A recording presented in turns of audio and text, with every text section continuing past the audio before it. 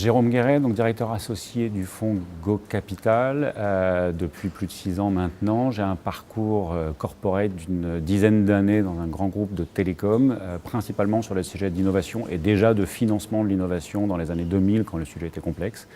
Puis après d'entrepreneur dans le domaine de l'énergie en ayant accompagné, développé, revendu une société industrielle dans le domaine de l'énergie. J'ai pu traverser tous les différents métiers, et du côté de l'entrepreneuriat et du côté du financeur pendant ces 15-18 premières années professionnelles. Et tout naturellement, je me suis orienté vers les fonds d'investissement qui ont bien voulu m'accueillir pour aller accompagner des jeunes entrepreneurs sur des parcours qui sont finalement assez similaires de celui que j'ai eu à traverser ces dernières années. On est extrêmement sélectif sur les deals qui seront éligibles à nos financements. On finance en moyenne 2 à 3% des projets qu'on voit, ce qui veut dire qu'on voit en gros 400 projets par an. On va en financer entre 10 et 15. On va aller chercher principalement des équipes en fait, qui sont capables de supporter les projets qu'ils nous vendent. On va chercher des technologies principalement disruptives dans le domaine de la santé, de l'énergie ou du digital.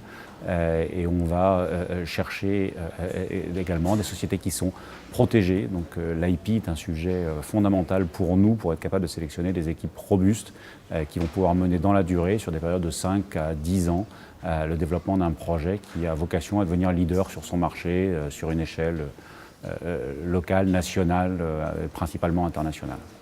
Alors c'est évident qu'on apporte de l'argent aux sociétés et que c'est un des sujets principaux pour lesquels ils viennent nous voir, mais on apporte, j'espère, bien plus que ça.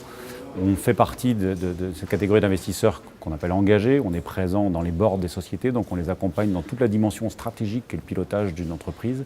On les accompagne évidemment sur les volets humains, sur les volets business, sur les volets de conseil, notamment en propriété intellectuelle, en avocat, en market access, de façon à pouvoir servir de miroir à ces entrepreneurs dans leur plan de développement. Miroir dont ils auront besoin dans les périodes où ça va bien, mais surtout dans les périodes où ça va plutôt mal. Ce qui arrive toujours dans une entreprise, on a des passages à vide et dans ces moments-là, il est important d'avoir des investisseurs bienveillants à vos côtés qui puissent vous accompagner jusqu'à ce que l'entreprise atteigne les performances qu'elle vise. En matière de financement d'entreprise, en fait, on retrouve effectivement beaucoup d'acteurs qui, de manière cyclique, émergent ou ressurgissent puis disparaissent.